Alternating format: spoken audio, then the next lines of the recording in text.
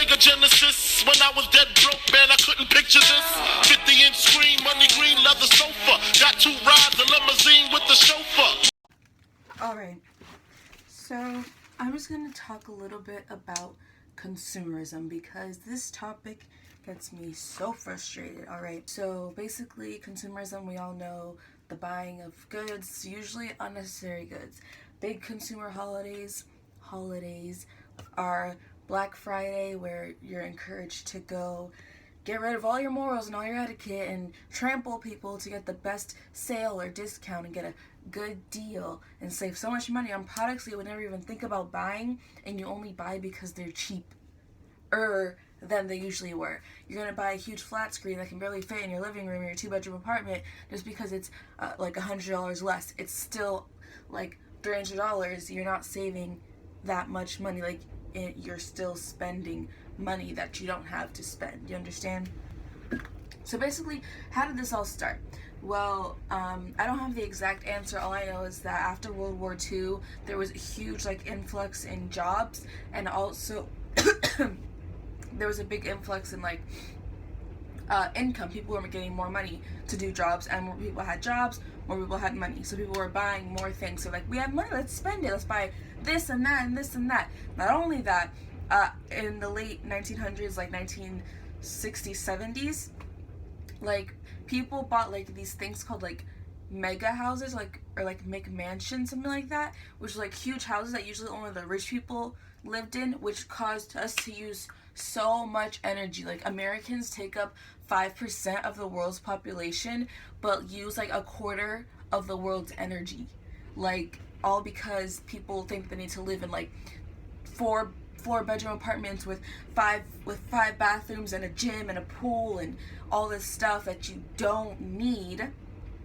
So we use all this energy. But basically, everybody is a victim to this, and some people notice it, some people don't. When you go out and you buy this hat that I bought, I'm not saying I'm perfect. I succumb to consumerism because I bought this hat. It says Stussy on it. I bought it because it says Stussy, but it was only $10. I'm wow, what a discount. But I don't need a hat. I didn't need one. I have other hats. I don't need this pink hat. It's oh, it's cute. It has the name brand on it. I'll buy it because I don't usually buy name brand things. But it's still consumerism. I'm still giving into unnecessary things. Sorry, not needs. Things that are needs are food and water and clothes. Some clothes, some a mattress, a sheet. You don't need Christmas lights in your room. You don't need that. Yes, I am a consumer, but it's really hard to not do it because in this society, everybody's a consumer. This pillow, I don't need this fancy pillowcase. I just want it because it looks nice in my room. I don't need so many of these things that I have. This coat, this is my second coat of the winter. I have 2 coats for winter. Granted, I got them both at thrift shops, so together my 2 coats were $50, but I don't need 2 coats. I was oh, I like this coat, and then I was wait, but I can't wear it in the rain, so I bought this one. Yes, that makes more sense, but still, it's still consumerism. Look at this huge bag that I have from Forever 21. I don't need it, but I've been, I'm in a society where everyone's buying and buying and buying, but, the main, thing that messes me up is makeup, okay? I'm not trying to be almighty here. I'm just trying to educate and rant a little bit. So basically, the makeup industry. I was reading this online. If women stopped buying makeup, the economy would crash overnight. And this leads into a huge thing that nobody puts together. Media portrays women with makeup and flawless skin and this and that and all skinny and thin nose and everything like that to make you feel insecure about yourself. So you'll go out and buy makeup, and then it's oh, now this is the new thing, eyebrows. You need stuff for your eyebrows. You go out buy makeup for your eyebrows. Oh, you need to contour your nose and your cheeks. You go out buy contour. You need highlight now. You go buy highlight. You need all these things. You need wing and eyeliner. You go buy eyeliner. All this crap that you don't need. The media is advertising these things to you. You need to do this to look better. You need this. You need this new thing and this new thing and that new thing. And the makeup industry makes so much money. The economy would crash without the makeup industry. You understand? But like, you don't need makeup at all. But everyone's like, oh, you need makeup to look professional for work. You need makeup to when you're going out. You need this, you need that. You can't look pretty without makeup. Like, and that's why everyone's buying makeup, and like, they're so expensive. Like, the markup on makeup is like over 150%. Like, it costs like $8. Like, those little brushes that you pay like $3 for, it costs $8 to make it, but they sell it for like $30, $40 because they can, and because you'll buy it because you need it. You understand? So it's just wild. Like, and this is like going way off like topic, but it's so relevant. Like, big industries like Walmart and like State Farm insurance. I don't think Walmart's with it anymore, but there's this program called ALEC, which ALEC. I don't know exactly what it stands for, but like, they thrive on like people being in prison. Like, so programs like Walmart and State Farm and like other like carriers and big businesses were all part of ALEC, and a bunch of lawmakers as well, part of ALEC. They make laws, but your corporations are making your laws, and your corporations benefit from people being in prison or people needing this and that. Like, so like, let's say Walmart is helping make the laws, which will help them make money. Do you realize that? Because it's all about big businesses making money. And part of me is like, I get it, like, everyone wants money, but like, the money has no value. It only has the value that we put on it. So like, you're gonna say this $1 is worth everything, that I can't eat without it. If we like go against this, like, money is everything, you can't be anything without money, and be like, no, like, that's not right, everyone deserves to have like food and basic necessities, then we can change everything. But no, it's like, oh, I want to be a millionaire. Like, the American dream used to be, come to America, get a job, and live comfortably and support your family. But instead, it's the American dream is about getting money and spending money. And the idea is that you are less of a person if you do not buy things that you don't need, and things that you most likely don't even want. Like, you never even thought about buying, but like, Black Friday comes along, oh my god, this Polaroid camera was like $100, now it's only $75. Oh my gosh, I have to buy it.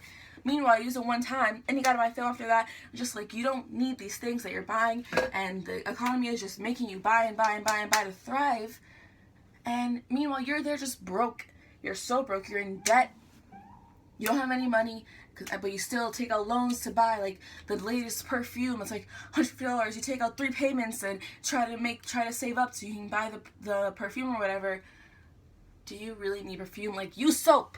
That's all you need, but you think that you need all these things, so they're pushing it out, saying, you need this, you need this, you need this, you need that.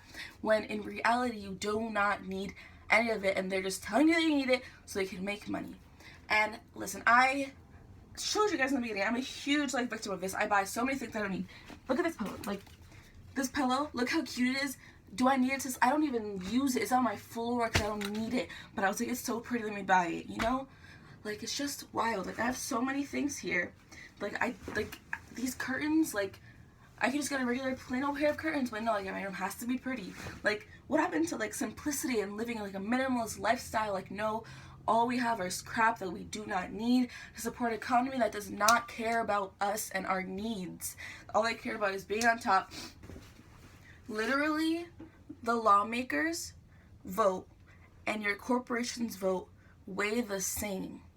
So corporations are literally casting votes to make laws to bring you down, bring their corporation up so they can make money and succeed. Meanwhile, you're here like, oh, they put out this new product, that new product, I'm gonna get it, blah, blah, blah. And then you're broke and they're rich. There's mass incarceration, but they get rich, and no one is any the wiser. And it's just insane that people feed into this, like, people who buy like name brand clothes all the time, like high-end clothing. Like, you don't need it. Like, you do not need those things, but you think like, oh, success is only determined by how much stuff I own. Like, if I have this and this and that, I'm successful. Meanwhile, I can't even pay my bills, but I have a Louis Vuitton bag, so I'm rich and successful. And then someone else who like wears like raggedy clothes, thrift shops, blah blah blah, is low-key a millionaire, and you're like, they're poor, they don't wear nice things. Meanwhile, they have so much money saved up, and you're there looking dumb because you have no money, because you spent it all on consumer goods that you do not need, and you most likely didn't even think that you wanted until you saw it in the store.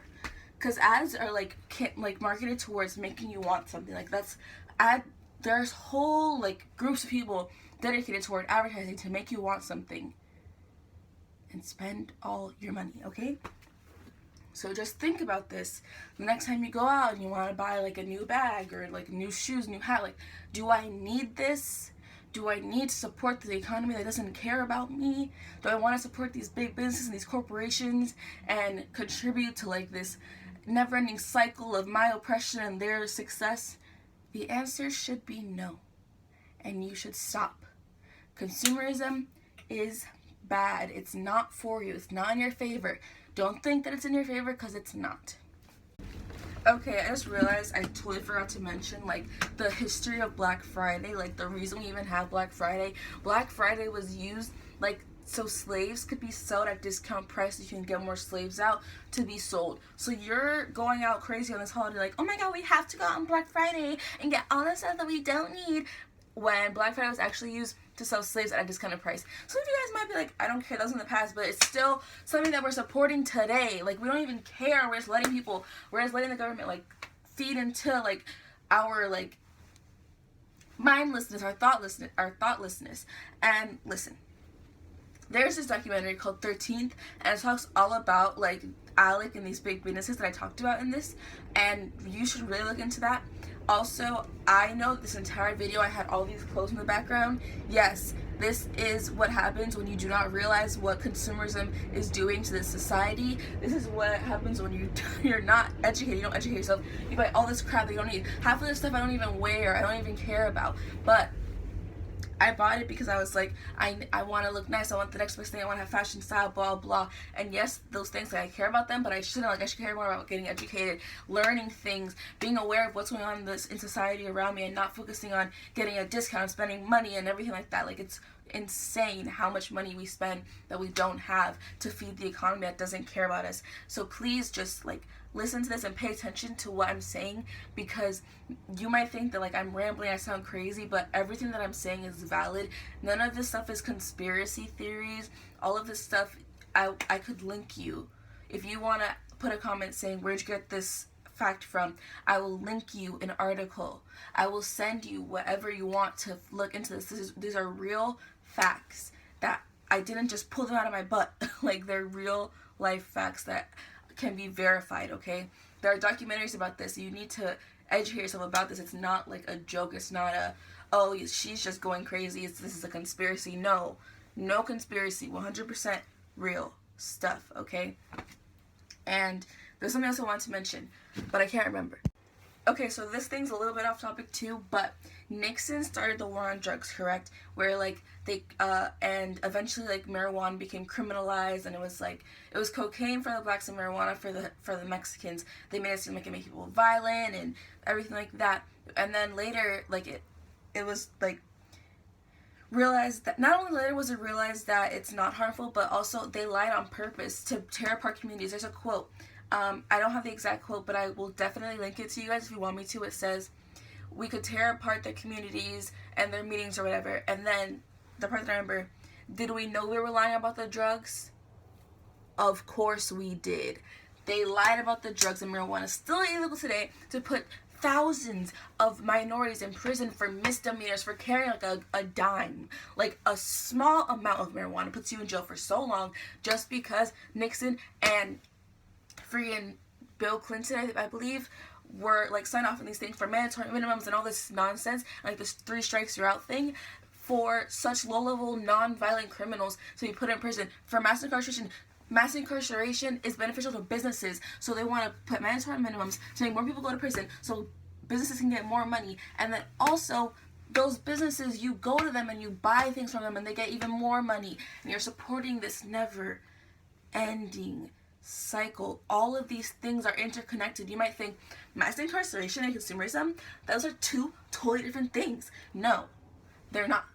They're not different at all. They correlate. If you look into it enough, you will see all of the webs connect. It is wild if you don't realize it. It is insane, and you need to look into it. It's like, if you are not researching consumerism and ALEC and mass incarceration and big businesses and their part in government, you are doing something wrong. Do not stay